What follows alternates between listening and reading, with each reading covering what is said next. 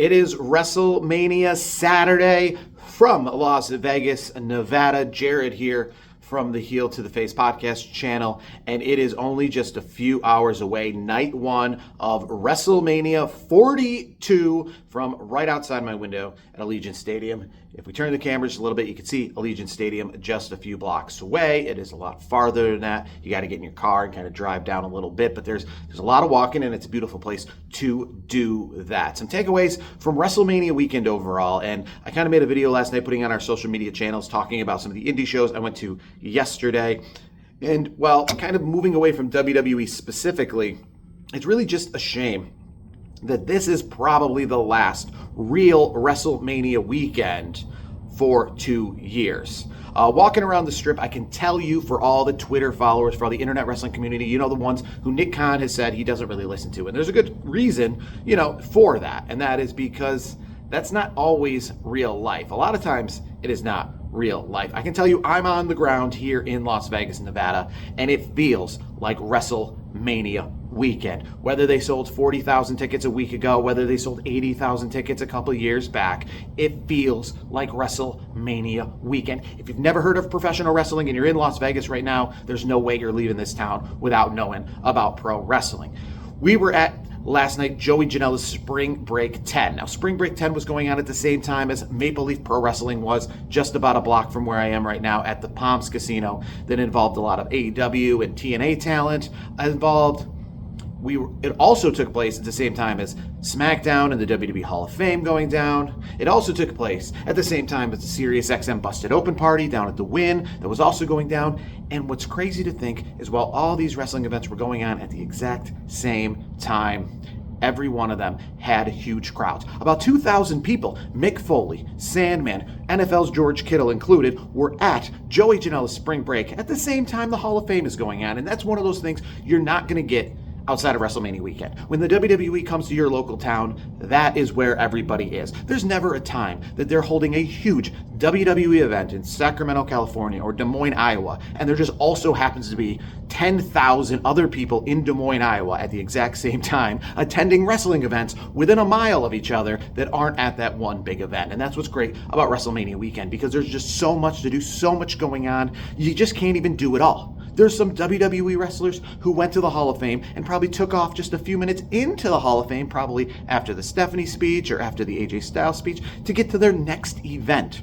When we left Joey Janela's Spring Break last night, right around midnight local, 3 a.m. Eastern time, we're thinking, all right, the day's over, let's head back to the hotel. Wrestling is done for now. And that, again, was not the case. A line of thousands of people to get into the Midnight Juggalo Championship Wrestling show was forming. And Matt Riddle and the Good Brothers, who just came from the WWE Hall of Fame, were making their way to the Horseshoe Casino for more wrestling. And that's kind of what makes WrestleMania weekend so special, is it's not just Allegiant Stadium, it's not just what's going down on night one and night two of WrestleMania, but all the pro wrestling that is going down. Anybody who has been in WWE before, is in WWE now, or never was in WWE, but is a professional wrestler that you have heard of, is in Las Vegas, Nevada right now. And I have a feeling next year in Riyadh, Saudi Arabia, that might not be the case. GCW may not be running 12 shows in Saudi Arabia next year. Maple Leaf Pro Wrestling and CMLL may not be running 10 to 12 shows next year. SiriusXM may not be doing all of those things next year. There definitely probably won't be an all-women's wrestling card next year in Riyadh, Saudi Arabia, on top of all the fan fest. And when it comes to a lot of wrestlers who are getting up there in age, right? I don't see a lot of them getting on 12, 13-hour flights from the East Coast. Not unlike the West Coast, could be even up to a 15-hour flight to go for a meet and greet or a signing where people may have never even heard of them. I'm talking about, some of these older wrestlers, the Tito Santanas, the Warlords, stuff like that. But it is WrestleMania Saturday official.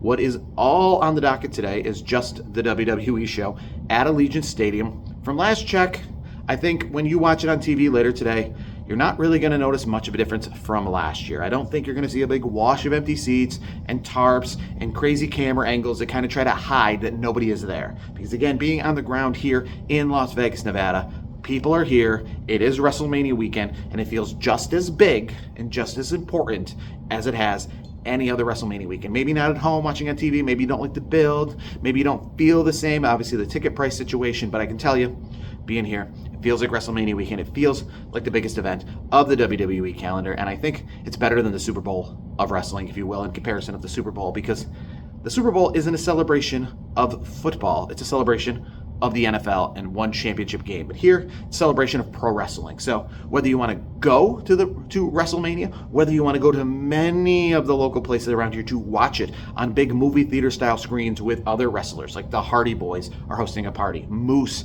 is hosting a party, or maybe, again, you want to just go down to WrestleCon and do a ton of wrestling things related that are not WWE, you have all those options here in Las Vegas, Nevada. Now, let me step away here because you can see I have a tie. You see I have a pretty scruffy shirt. Didn't want to do it full costume, but it's time to get the mandible claw and the mask out and get ready to go to WrestleMania 42. Before we do step away for WrestleMania 42, we do got to quickly go over the actual WrestleMania 42 card taking place at Allegiant Stadium tonight for night one of WrestleMania. And we'll just kind of go over some of the big points. We're starting the night out with a big six-man tag team match. Logan Paul, Austin Theory, and I Show Speed are going to kick off WrestleMania Saturday. I imagine John Cena himself as the host is going to kick off WrestleMania Saturday, but match-wise, that's going to kick off WrestleMania Saturday against the Usos, who Jey Uso kicked off WrestleMania last year by himself, winning the World Heavyweight Championship on the Saturday night at Allegiant Stadium. He's going to do the same this year with his brother Jimmy, as well as LA Knight. I imagine the faces are going to go over on this night in that match to kick things off. And the second match of the night is the unsanctioned match. So there was a lot of rumors out there that Randy Orton might have been hurt and not being able to compete in tonight's main event. I don't think that is still a thing, but Drew McIntyre appeared to post some stuff on social media that he might have been excited to get added into that main event. We've seen things like that before. SummerSlam in this very building was promoting Sasha Banks in a championship match for the Women's World Championship when she was out on injury. Now, she wasn't injured when they started promoting the match. They had her on the program. They had her on the t-shirt. They promoted it right up into the show. And then at the show, as we remember, at SummerSlam 2021 at Allegiant Stadium, Becky Lynch came in and took her place and ended up winning the Women's Championship that night. So could this be one of those things where the main event's about to start and we find out at showtime Randy Orton isn't ready to go?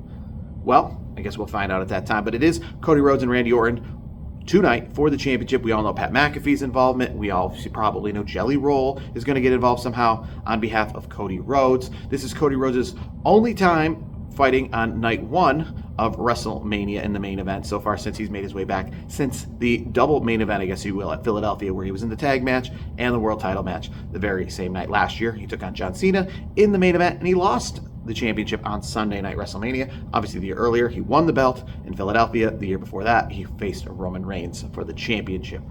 Another big matchup on the card tonight, and we did talk Drew McIntyre, the unsanctioned match, and Jacob Fatu. That is part of Hour 1 on ESPN2 in the United States. That is a big match that's happening tonight. So those are some of the big matches that are taking place tonight at night one of WrestleMania, right? You got your main event here. You've got your unsanctioned match tonight. You've got Liv Morgan taking on Stephanie Becker for the Women's Championship. She is the Royal Rumble winner. That is happening tonight on night one as well. There are a total of, I believe, 7 matches on the card tonight, 6 on the card tomorrow. Could get that flipped around, but either way, 13 matches over the 2 nights. It is taking place in just a few hours. It is just around noon here with a 3 o'clock WrestleMania start from Allegiant Stadium in Las Vegas, Nevada. You can see the Bellagio right over my shoulder, the world famous Las Vegas Strip. Ready to head out for WrestleMania.